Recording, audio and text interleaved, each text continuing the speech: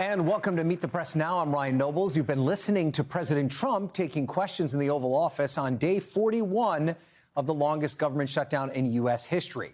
And for the first time in nearly 6 weeks, the end does appear to be within sight. A final vote in the Senate could come as soon as today, after last night when 8 members of the Democratic caucus joined Senate Republicans to advance a bill to reopen the government. Moments ago, President Trump saying he would abide by the deal, calling it very good. Senate Majority Leader Thune today urging lawmakers not to drag the process out. I would encourage every member of this body, Democrat or Republican, pro-bill or anti-bill, not to stand in the way of our being able to deliver the coming relief quickly. The American people have suffered for long enough. Let's not pointlessly drag this bill out. Let's get it done. Get it over to the House so that we can get this government open. Now, this bipartisan plan would fund all of government through the end of January. It also funds SNAP benefits, previously known as food stamps, through next September. It reverses the administration's shutdown layoffs and guarantees back pay for all federal furloughed employees. And it promises Democrats a vote on a bill addressing Affordable Care Act subsidies.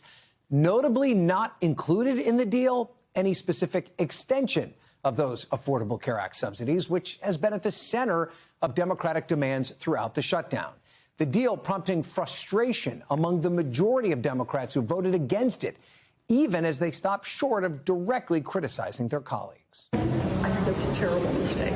The American people want us to stand and fight for health care, and that's what I believe we should do. I think the voters were pretty clear on Tuesday night what they wanted Congress to do, and more specifically what they wanted Democrats to do, and I'm really saddened that we didn't listen to them. No, of course not. It's not caving. They're doing what they feel is helping the most number of people, and they're not going to stop fighting to get those subsidies restored. Even though they walked away without getting their keys. They didn't get it today, but they're not quitting. What they did get today was making sure that 42 million people can get their SNAP benefits. Now, Senator Jeanne Shaheen is one of the Democrats who says the mounting pain of the shutdown pushed vote for the deal to reopen the government. I spoke to her today about the criticisms that Democrats conceded too much. Take a listen. We got a deal. It was the only deal on the table. It keeps the fight going on premium tax credits and health care in a way that I think allows us to continue to rally and point out who's on the side of working families in this country and who's been holding up the ability to make health care more affordable. It allows us to reopen the government and stop the suffering of millions of Americans who are not getting their food assistance, the air traffic controllers who are not getting paid, federal workers who are not getting paid, and they'll be hired back and protected. So there's a lot of good. It also allows us to fund portions of the government going forward in ways that protect food assistance in the future, that protect WIC benefits to help mothers and their children, that protects veterans and the VA. So I think there is a lot. Once people unpack this deal, they'll understand that it's good for us. There are a number of Republicans who now recognize that this is an issue that's important to them and they need to work with us on it. And if they don't, then the American people are going to hold them accountable. Now, the one thing you didn't get, though, was an assurance that the House would even vote on that legislation. Speaker Johnson actually ran out of the room and didn't answer our questions on it today. How concerned are you that Republican leadership in the House wouldn't even give your vote or give your bill a vote if it gets those 60 votes? Well, one of the things this agreement did is it forces the House to come back in. They have been AWOL under Speaker Johnson since the beginning of September. They have to come back in now and take up the business of this country. And I think the pressure is going to mount. We've heard from Donald Trump that he wants to fix this. So he's going to work with Speaker Johnson, I'm sure. And if they don't produce, the American people are going to be able to hold them accountable, and I'll guarantee you this is going to be an issue next year in the elections. I also spoke to Vermont Independent Senator Bernie Sanders this afternoon and pushed him on that reasoning from Democrats like Shaheen. Here's what he had to say. Look, I think it was a terrible, terrible vote. At a time when we have a broken health care system, this is going to make our health care system even worse. And that vote last night paves the way for 15 million people to be thrown off Medicaid. What are they going to do? Many of them are going to die. So that was a really bad vote. that took place last night. So your colleagues have said there was no deal to be had and that they had to take a step back and try a different approach. How would you respond? Well, I disagree. You know, Donald Trump, a Republican, is the president of the United States. You got Republicans leading the House. You got Republicans leading the United States Senate. They are, in fact, responsible for the shutdown. They have refused to negotiate. So where do things go from here? This is not yet a done deal, and passing the Senate is just step one. It will also have to make it through the House, with sources telling NBC that Speaker Johnson is eyeing Wednesday for the vote. And now House members will be traveling back to D.C. with airports nationwide experiencing massive delays and cancellations because of FAA-ordered flight reductions due to the shutdown. Speaker Johnson today urging members to return to Washington now. As of Sunday, nearly half of all domestic flights and U.S. flights were either canceled or delayed. And it's a very serious situation. So I'm saying that by way of reminder. I'm stating the obvious to all my colleagues, Republicans and Democrats in the House. You need to begin right now returning to the Hill. We have to do this as quickly as possible. My urgent plea of all my colleagues in the House, and that means every Democrat in the House, is to think carefully, pray, and finally do the right thing and help us to bring an end to the pain of the American people. Joining me now from Capitol Hill is Melanie Zanona, senior White House correspondent Gabe Gutierrez, a lot of Z's today, and legal affairs reporter Gary Grumbach, nosy in that name, but still a great guy. With the latest on SNAP benefits, Mel Z, let's start with you. Where do things stand in the moment? Could we get a House vote or a Senate vote today? And how are things looking for passage in the House? So there's still a bit of a road here, but it does look like Congress is on track to reopen the government, potentially by midweek to later this week. First, this funding deal still has to pass the Senate. The leadership was hoping to have a vote this evening, but they need agreement from every single senator in order to be able to do that. Right now, they just don't have that. So they are working to secure a time agreement. And then once that does pass the Senate, which we are expecting it to do, then it heads here to the House. Members have been out of session since September 19th, but Speaker Mike Johnson had a call with his members today where he said he's hoping to have his vote in the House as soon as Wednesday. That could potentially slip to Thursday, depending on what happens in the Senate. And he also encouraged members to get back to D.C., start making their journeys as soon as possible because of those air travel delays that you mentioned. Now, the question of whether this will pass the House, the consensus seems to be it's going to be tight. There could be a handful of Republicans who vote against it, but there could also be a handful of more centrist Democrats who vote for it. And Speaker Mike Johnson this morning on that call expressing confidence that they'll be able to get it done.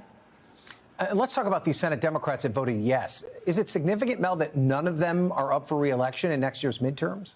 Oh, I think it's hugely significant. It is not a coincidence that every single Senate Democrat who voted for that initial procedural step is not going to be on the ballot next year in the midterms. They're either all retiring, like Dick Durbin or Jeanne Shaheen, or they're not going to be up for re-election until 2028 or 2030, which is the case with people like John Fetterman and Jackie Rosen. And so what that signals to me is that Democrats were worried about the backlash, particularly from their own party, if they voted with Republicans to reopen the government. And that includes in a purple battleground state like Georgia, where John Ossoff, he's one of the most vulnerable Democrats up for re-election, has been firmly against this deal to reopen the government. We should also note, though, Georgia is set to face really high skyrocketing premiums if those affordable air subsidies go away, Ryan.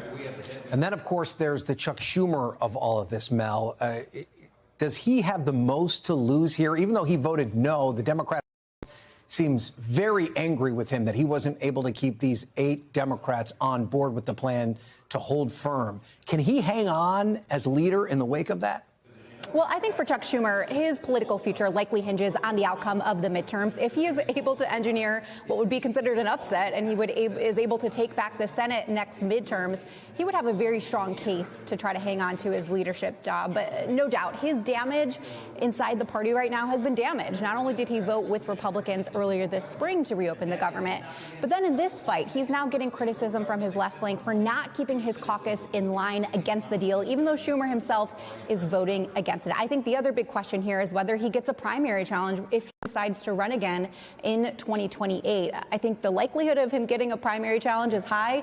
The question is, how serious is that contender? Is it someone like AOC? That remains to be seen, Ryan. Yeah, there's certainly a lot of people angry that he wasn't able to keep these 8 on board indefinitely. But the fact that they stayed on board for 41 plus days is somewhat impressive and at least deserves some recognition. All right, Melanie Zanona, live from Capitol Hill. Let's move to Gabe Gutierrez now, who is at the White House. Gabe, how is the White House reacting to all of this, particularly the provisions in the deal on layoffs? That's something the administration argued they had the right to do. Well, Ryan, you just spoke about it in the introduction. The president just a few moments ago here at the White House saying that he would abide by the terms of this deal, that he approves the deal, at least the one he's heard about. And he was also asked about that provision of the rehiring of the mass layoffs. He said he would abide by that. Now, certainly that is very significant since Republicans and the White House had been repeatedly saying that these layoffs should be blamed on the Democrats. So it was unclear whether the White House would go along with this rehiring. But at this point, what we're hearing from the White House, what we're hearing from the president, that they do support this deal that was struck late yesterday, Ryan. Gabe, could there be any lingering issues when it comes to air travel this week? And could that potentially become a problem politically for the White House, even if the government reopens? Well, potentially. We heard from the president also just a few moments ago. He was asked that very question. He's trying to make the argument that because of the investments in the air traffic control system, that the air traffic control system will be better off now than it was before. But there are a lot of real questions about that. You heard you saw his social media post right there earlier today, basically slamming air traffic controllers who did not go to work. He's saying that all air traffic controllers must get back to work now. Anyone who doesn't will be substantially docked.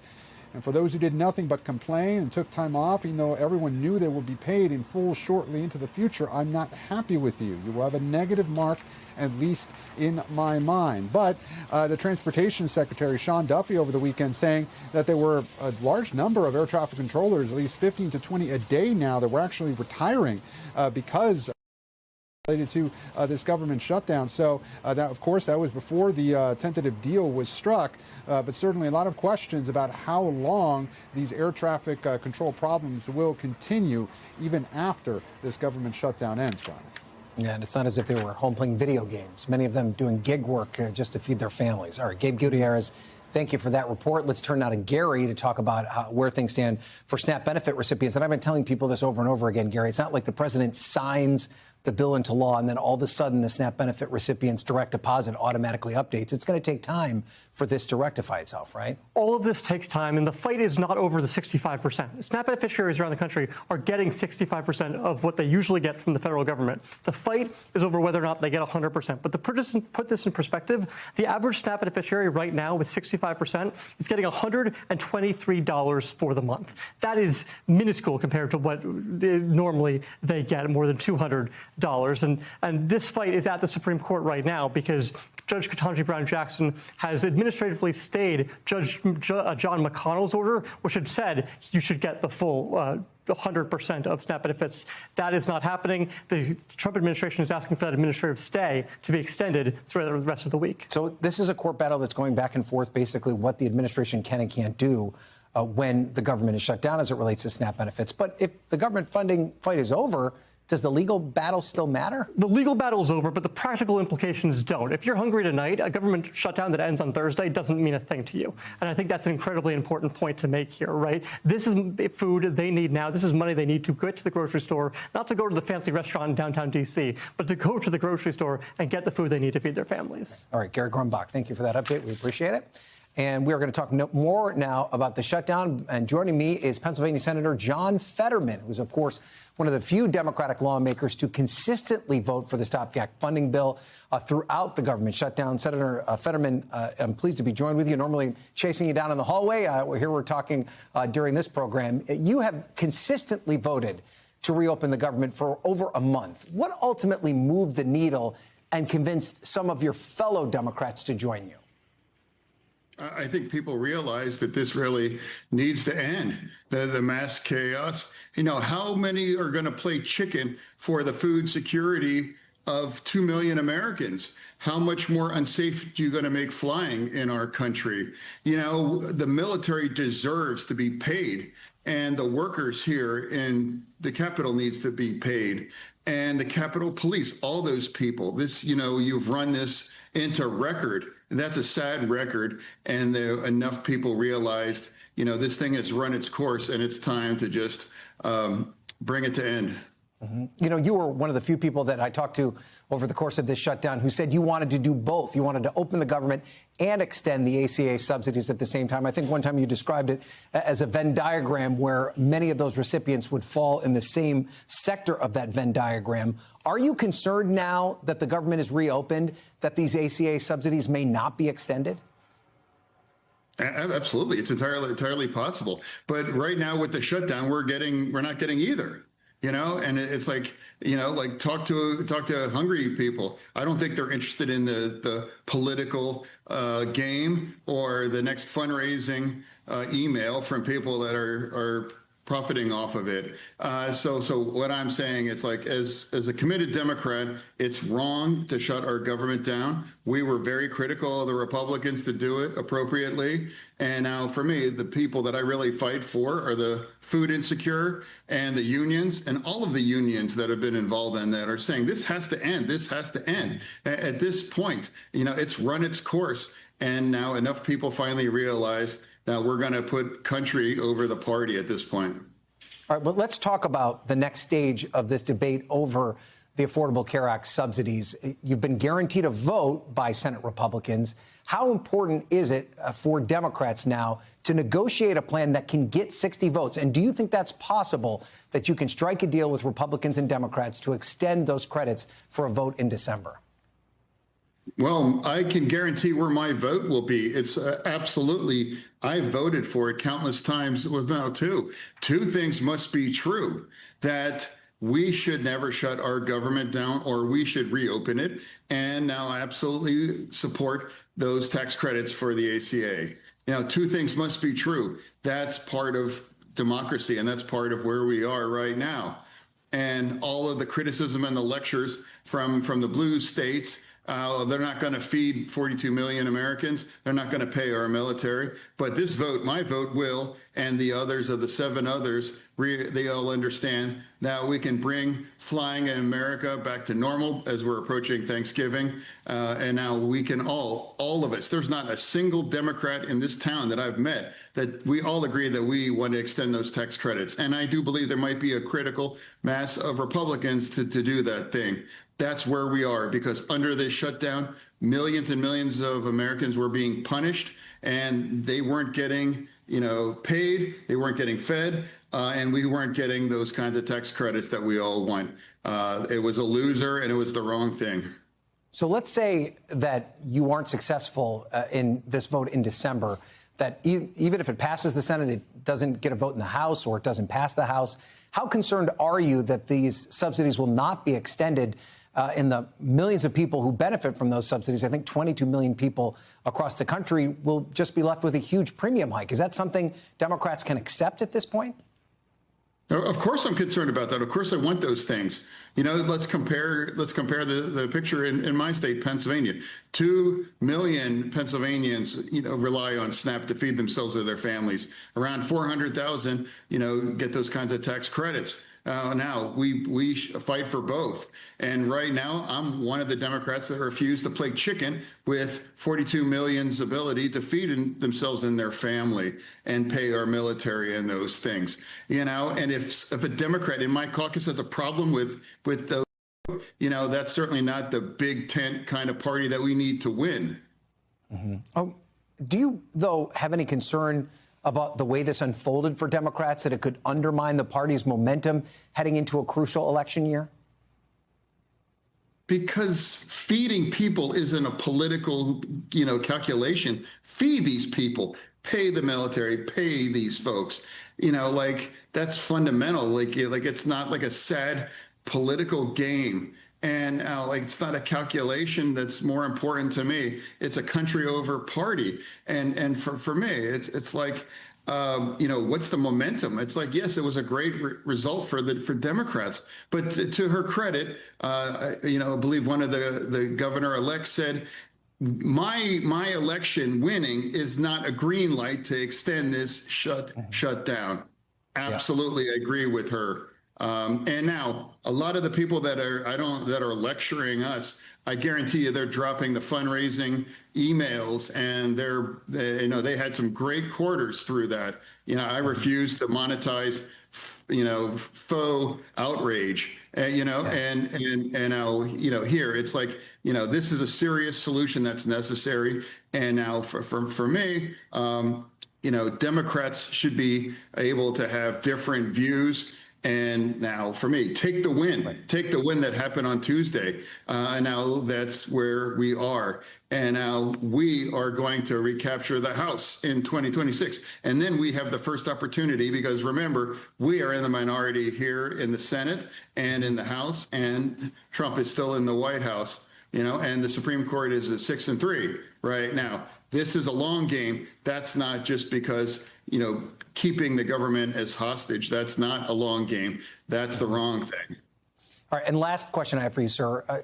Your assessment of how Leader Chuck Schumer has handled this shutdown. He was one of the driving forces behind it, which you obviously were opposed to. Now he's getting quite a bit of heat from your progressive colleagues that he allowed 8 of you to vote yes on this. Do you think Chuck Schumer still has the confidence? He didn't allow me to vote. It's like I'm going to vote. Yeah. Chuck was right. Chuck was right in March. I led that charge in March.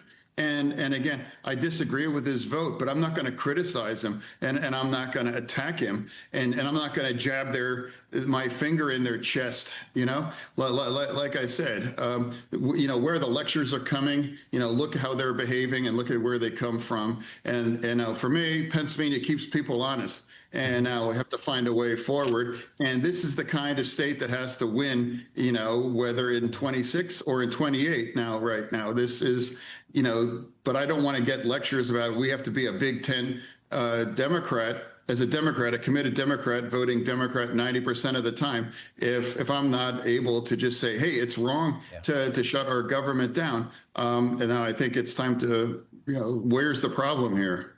Okay. Senator John Fetterman, thank you for your time, sir. We appreciate it. Thank you. Joining me now is the view from the House side of things, and that's Democratic Congressman of Pennsylvania, Brendan Boyle, who says that he is a hell no on this Senate deal. Congressman Boyle, you just heard the reaction from your fellow Pennsylvanian, Senator Fetterman. He obviously feels as though it was time to reopen the government. Why do you feel differently? Oh, I disagree with that characterization. I have, from the very beginning, House Democrats have been united, saying that it was Republicans who were shutting down the government because they were, just as it's Republicans who have inflicted these health care cuts on the American people. According to the Congressional Budget Office, over 15 million Americans will lose their health care, and premiums will go up for tens of millions more.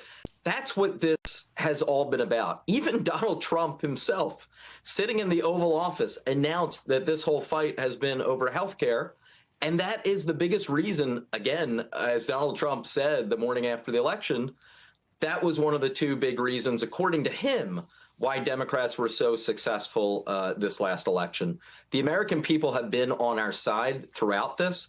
I just got off a caucus meeting moments ago with the entire House Democratic caucus, and we remain united in opposing any deal that would do nothing to address the health care of the American people, because that issue can't wait until January, because those cuts take effect right now and would be locked in place before we get to January 1. So what is your response then to the moderate Democrats who voted yes for this, who said there was no deal to be had? Republicans were insistent that they weren't going to talk to us about health care until the government was reopened. And we felt the best path forward was to alleviate the pain that so many people were feeling as a result of the shutdown and then get to the negotiating table. Is that not an argument that holds water with you? I have to say, and look, each member of Congress is going to search their own conscience and intellect and make their own decisions, and I respect that. But I have to say, I really don't understand the logic of voting against this CR for weeks and weeks, seeing an election in which our position was validated by a solid majority of the American people, including in my state of Pennsylvania, and then suddenly capitulating and throwing in the towel and getting absolutely nothing. I mean, it is laughable that the only thing these handful of Senate Democrats got was a pinky promise that at some point next month, Senate Republicans would allow a vote on something vague, yet to be defined, yet to be written. And meanwhile, Mike Johnson has already come out and say it was absolutely dead in the water in the House. So what happens now? Obviously, I know that you still have a voice in all of this. The House will get a vote on it. I'm sure you're going to do everything you can to try and prevent that from happening. But at some point, this bill is going to pass. The government will be reopened, and 22 million Americans are still not going to have access to these Affordable Care Act premium subsidies. What is the solution to get to that point, given the reality of where things stand now? Why I feel the fierce urgency of now, because this actually is the last best chance to solve the Republican-created health care crisis. If this CR passes the Senate and a few days later passes the House, then Democrats will have effectively given up the last bit of leverage we had in order to save the health care of the American people. And these cuts will certainly take effect. Now, that said, I do not think it's a fait accompli in the House. Again, I was impressed by the unity on the call that I just left of House Democrats. I think that we will continue to stand firm from our leader, Hakeem Jeffries, all the way down throughout our caucus. And Mike Johnson, will need to carry probably more than 99% of House Republicans to vote in favor of this. He has more than a dozen House Republicans, by the way, who have signed on to legislation embracing extending the Obamacare tax credits. Well, here's an opportunity for them to put their money where their mouth is and vote with us to make sure we get this done right now before those increases actually take effect. You used a word there that Republicans have been using against Democrats like you since the beginning of this fight, and that's leverage.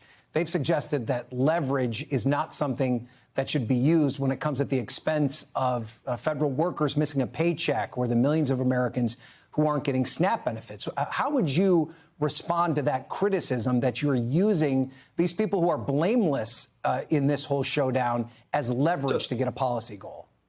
Yeah, I'm sorry. Are you suggesting that Republican members of Congress suddenly care about federal workers after the Trump administration has already laid off 200,000 federal workers this year, and that was before the shutdown? Are we supposed to pretend that Republicans really care about those who are on SNAP after almost every single one of them voted for the Republican tax bill that cuts $187 billion from SNAP, the largest cuts in American history? Right now, there are two federal courts that have ruled what President Trump is doing is illegal, that he has to release the contingency funds so that those who are on SNAP aren't adversely affected. And yet the White House is ignoring two different court orders. I have yet to read one statement from even one House or Senate Republican standing up against this president. So spare me the crocodile tears from my Republican colleagues that suddenly they care about SNAP or federal workers. Give me a break. Okay, you obviously are disappointed with the way some of your Senate Democratic colleagues have handled this. How much blame do you put at the feet of the Democratic leader, Chuck Schumer? And do you believe it's time for a change in leadership on the Senate side? I know you're not a senator, but obviously their decisions have really impacted the way you guys are going about your policymaking. Yeah, well, first, I'm very proud of House Democratic leadership from Hakeem Jeffries, like I said, throughout the entire leadership team. We have been singing from the same hymnal from the very beginning, and I think that's extraordinarily helpful. I do want to make sure, though, we keep the main thing, and that is it is Republicans who have created this healthcare crisis. Let's not forget that the record cuts, Congressman, respectfully, I've let you make that point, though. I'm sorry for answering the question. The record cuts to Obamacare, Medicaid, and Medicare were created as part of the Republican tax bill. And as Republicans right now who are refusing to address that, every Democratic senator, even those who might have suddenly flipped in the last 24 hours, agree with me that we need to stop these Republican health care cuts. So let's not forget who is actually inflicting this pain on the American people and creating this crisis. But you didn't answer my question. Do you think Senator Schumer should still be the leader of the Senate Democrats? Well, I'm a House Democrat, to be clear. I'm always, frankly, not pleased when those who are outside the caucus are commenting on our caucus elections. I have always stayed out of House Republican leadership fights, Senate Democratic leadership fights, Senate Republican leadership fights, and I will continue that policy.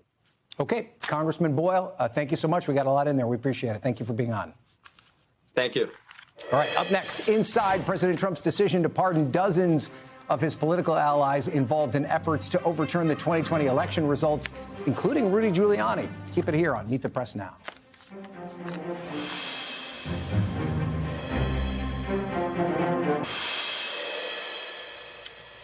Welcome back. The White House has announced that President Trump is pardoning a long list of political allies who were part of his effort to overturn the results of the 2020 election. Rudy Giuliani, who was Trump's lawyer during the 2020 election fight, is among the 77 people who are receiving full, complete, and unconditional pardons. The list also includes former Trump attorneys Sidney Powell, John Eastman, Kenneth Chesebro, and Jenna Ellis, as well as former White House Chief of Staff Mark Meadows and former Assistant Attorney General Jeffrey Clark. The move is largely symbolic. None of the pardoned people have been convicted of any federal crimes. NBC News senior justice reporter Ryan Riley joins me now to talk more about this. So, Ryan, if none of these people have been pardoned, have been convicted of a federal crime, what's the purpose of these pardons? I mean, I think you nailed it up top. It's symbolic because there was zero chance that any of these people were going to be charged with federal crimes in the first place, given the fact that the statute of limitations expires very shortly. You know, 5-year anniversary of January 6th is coming up. The election took place 5 years ago. So the statute is running out very quickly. And so this really is largely a symbolic factor. But overall, the way that Trump and his allies have completely changed the narrative on January 6th over the past 5 years is kind of remarkable. And I think that fits into this effort. Remember, 5 years ago, you had all of these corporations lining up saying that we're not going to donate money to anyone who voted to overturn the free results of the 2020 election and voted to install Donald Trump as president over the will of the American people. And now we're in a much, much different place where you have a number of corporations who are, of course, donating towards the ballroom, for example, and trying to find their make their bid to the White House. So I think that you've got to sort of look at that in the broader context of this effort to erase what happened on January 6th and retell a different story about what happened that day. A federal judge did find Giuliani, though, to be in contempt of court in connection with his defamation case. Does this pardon have any impact on that? No, because that was involved litigation that was between private parties. This only really applies to federal criminal charges, and because the statute of limitations is expiring, and the fact that there are 18 people who would next be in the line of succession for president who would never bring any charges against these individuals, there really isn't much of a reason for it other than sort of holding them out as either victims or heroes, depending on how you look at it. And remember, there are all these efforts to perhaps reimburse individuals who attacked police officers on January 6th with taxpayer dollars. So it really fits into this broader narrative that the Trump administration is trying to create about January 6th. Okay, Ryan Riley, thank you for that. Let's turn now back to the shutdown. While many on the left are clearly angry at moderate Senate Democrats for striking a bill with Republicans to try and reopen the government, House Minority Leader Hakeem Jeffries today declined to criticize the Senate Minority Leader Chuck Schumer. Do you view him as effective, and should he keep him? Yes and yes. But here's what Senator Bernie Sanders, who strongly opposes the deal, told me earlier today. Senator Schumer's role in all of this. Were you happy the way he guided the Democratic caucus? Do you think his leadership is still salient? I think that it is really problematic that 8 out of 37 people in the Democratic caucus, I'm an independent caucusing with the Democrats, that 8 people made that decision. And we need leadership which says that, it's going to be made by 37 people. Not 8 people. Some of the people you've endorsed have said Senator Schumer should not be the leader anymore. Do you hold that opinion? I think, that's a decision for the Democratic caucus. Right now, I think you have a lot of establishment Democrats in the caucus. What we do need to do, and what I'm working really hard on, is to elect new people into the caucus who are going to take the Democratic Party in a very different direction. A different direction. Joining me now is Dan Merica, co-anchor of the Washington Post's Early Brief newsletter, Don Calloway, former Missouri state representative and now a Democratic strategist, and Sarah Chamberlain, the president and CEO of the Republican Main Street Partnership. So, Dan, Bernie Sanders didn't say that he wanted Chuck Schumer out, but he basically said he was going to go recruit a bunch of people to get him out. Is that how you heard it? A new direction is a little ominous. It certainly has invigorated folks who are running for the Senate and who want Schumer out. I talked to a number of people today, made some calls. You felt a pep in their step. They were already on the bandwagon of let's get Schumer out, but this has certainly empowered them. We at the newsletter put a call out in our newsletters and asked voters and people for feedback. What do they think about the shutdown was our question this morning. And the emails have been overwhelming. We have received hundreds of emails, far more than we usually do, because people are so angry about this deal that was struck. These are Democrats that are angry. Yeah, these are folks who are emailing us saying that they wanted to see another outcome. What was this shutdown for? Was mostly the gist of what we received.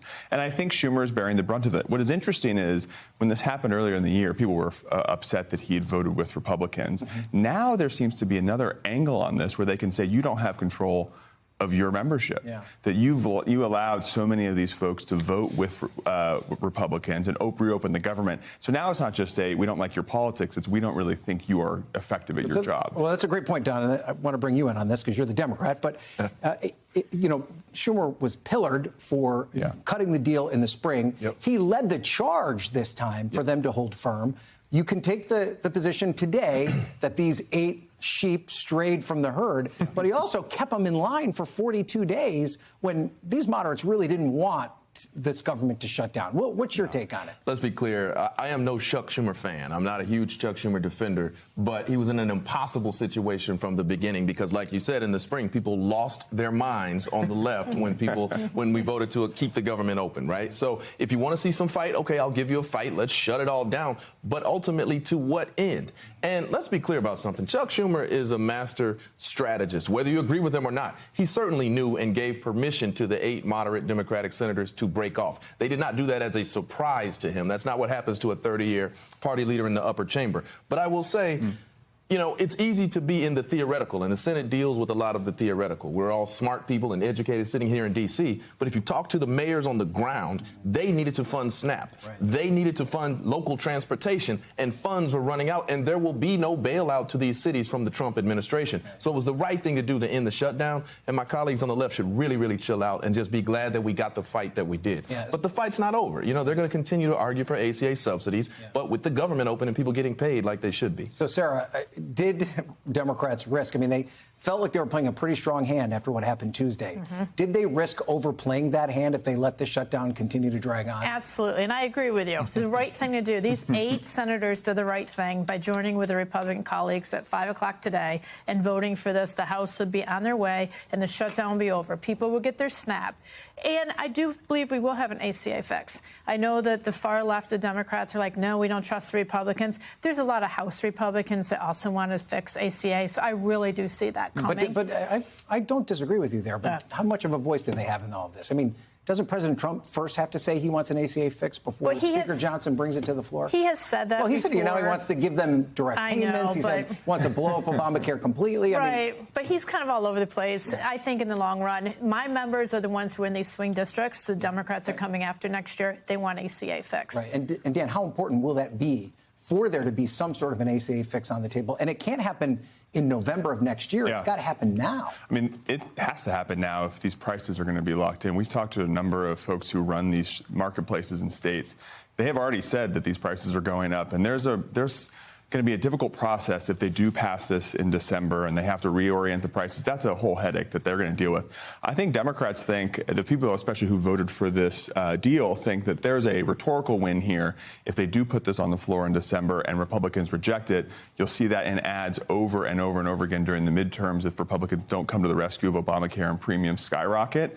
But that's a long way from now. I mean, a year is a lifetime in politics, and we don't know what the main issue is going to be in the 2026 midterms. So assuming that it's going to be this health care fight, you can assume that, but that's a big assumption given how much time between now and the midterms. And so, Don, did the Democrats' willingness to cave when the pain caused by the shutdown, was that just too much for them to bear? I mean, is that what you were alluding to with what these mayors were dealing with? And then if they come out of it, though, without any sort of a policy gain, Could the voters penalize them for that in November? They could, but first of all, my worry is that even as premiums skyrocket next week as they're scheduled to, the Democratic brand is so low right now that they're not raising enough money to message for or against what just happened right now with premiums going up. Ultimately, I don't even like this being characterized as caved. I feel like I'm not going to say these 8 senators are heroes and sheroes, but people can't miss. How many people do you know that can miss 3 consecutive paychecks and onward? That is the fundamental brass tacks here. And if it took them, not being responsive to liberal polling, or if it takes them, getting beat up on Twitter by the liberal left, that's fine. And I'm okay with it, because the practical matter is that the federal government over-indexes in employing families of color, middle class, lower middle class, working class families. They simply could not afford to miss multiple paychecks in a row. So it's the right thing to do. I think it's worth noting, though, that the divide in the party on this especially is less ideological. You have plenty of progressives who didn't want to support this deal, and some moderates as well. I mean, John Ossoff is the most vulnerable senator in the body, voted against reopening the government. So the fight versus, the fight kind of dynamic in the party cuts across these ideological lines in a really unique way that isn't just the far left that's coming after these senators. It's a broad swath of folks. Well, and as a Republican, I'm happy to see the Democrats divide on this. Yeah. I think it will help my members next November. Yeah, but could it be dangerous, though? I mean, it does appear, to Dan's point, that's where the energy in the party is right now. I mean, you don't want an engaged and energized Democratic base if you want your party to retain the House majority. I think the base, I think they're all over the place. I really don't know what the Democratic base is. Maybe you can help me with that. I mean, it's far left. It's kind of in the moderate. It's the party of the Big Tent. It's a Big Tent until this happens, and then they get attacked. So the more they're divided, the better the Republicans will do next Don, November. what's the next stage for Democrats from here until November? How do they continue to stay front and center with voters, especially after they did so well last Tuesday? The next stage is to go practical. You explain the practical effect of why you had to reopen the government, and then you look at people's wallets. You show that the president has done nothing on affordability. You show that pricing has skyrocketed, and you will continue on the floor every week to send a different senator up to speak on the ACA, speak on Obamacare subsidies and why they need to be extended, and to show that Republicans aren't doing that. That's your only messaging between now and November. It's always the economy. Whether or not we know what the specific issue is, it's always the economy. Midterms are going to hopefully follow the trend of being against the party of the president. All you can do is preach on affordability and preach on the ACA subsidy. Sarah, can Republicans win that message back? That's what got President Trump elected in 24. We have a strategy that is hopefully going to allow us to do that. We're in meetings now to talk about how do we get that talking point back, because we have lost it. Yes. We lost it. We will get it back. You've got a plan? We have a plan. All right. Sounds good. All right. Dan, Don, Sarah. Dan is going fishing after this. You told me I could make that joke. You told me I could wrangle my cattle. I'm going to wrangle his cattle. I just forgot the bolo tie. All right, still to come, a historic White House visit as President Trump meets with the Syrian president, who used to have ties to al-Qaeda. Stay with us on Meet the Press Now.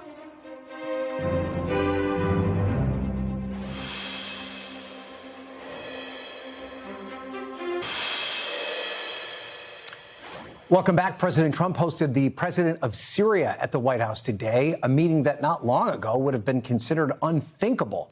Ahmad al-Shara's visit to Washington marks a significant transformation for the former rebel leader who had previously had ties to al-Qaeda and served time in the notorious U.S. military prison Abu Ghraib in Iraq. Just a year ago, al-Shara had a $10 million U.S. bounty on his head, but he's since risen to power in Syria after toppling the Assad regime. President Trump touted his meeting with the Syrian leader, calling him a strong leader, adding that the U.S. will help make Syria successful again. Joining me now is James Jeffrey. He's the former U.S. Special Representative for Syria Engagement in President Trump's first term. He's also a distinguished fellow at the Washington Institute. James, thank you for joining me. What are your takeaways from this meeting today? And what message does it send to the Mideast region and also to President Putin, who backed Bashar al-Assad, to have the president of Syria at the White House today? Thanks for having me on. One, most importantly, this is a great day for the Syrian people who have lived through almost 14 years of terrible civil war, outside intervention, 600,000 killed, half the population displaced, $200 to $300 billion worth of damage.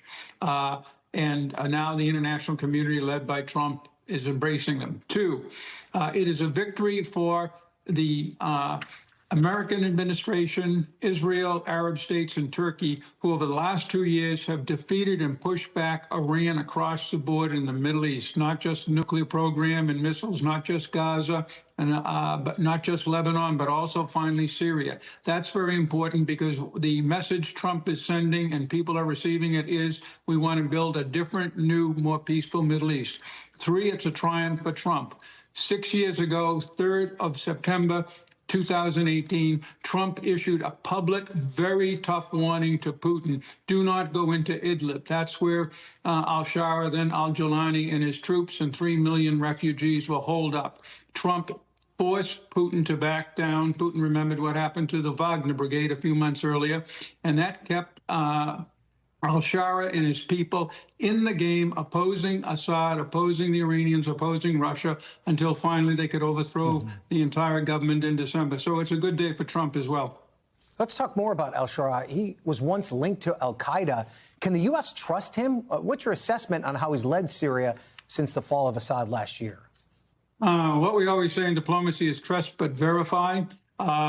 His troops twice have engaged in massacres of minority groups in the spring, the Alawites in the west, in the summer, Druze in the south. The important thing is they then pulled back. Al-Shara disciplined some troops, opened investigations, and it hasn't been repeated. So far, so good. But ever since 9/11, we, beginning with the Bush administration, General Petraeus carried it out in Iraq, took the position, we are not going to say once a terrorist, always a terrorist. If you want to convert, if you want to focus on fighting the bad guys rather than fighting us, we will partner with you. That's what Giuliani did between 2013 and 2016. We then, by 2018, was starting to carefully, indirectly partner with him to keep him in the fight, provide assistance to the refugees under his care, and it worked out.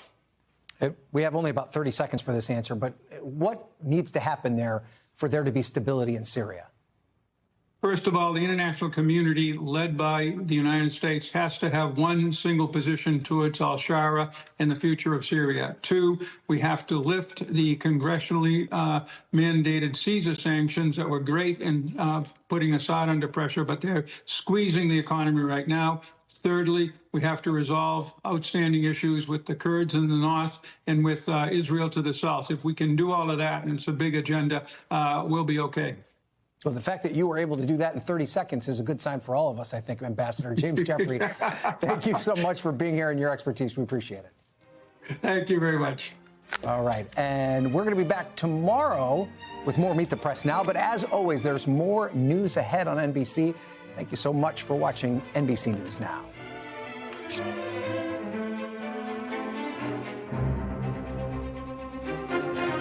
We thank you for watching, and remember, stay updated on breaking news and top stories on the NBC News app or watch live on our YouTube channel.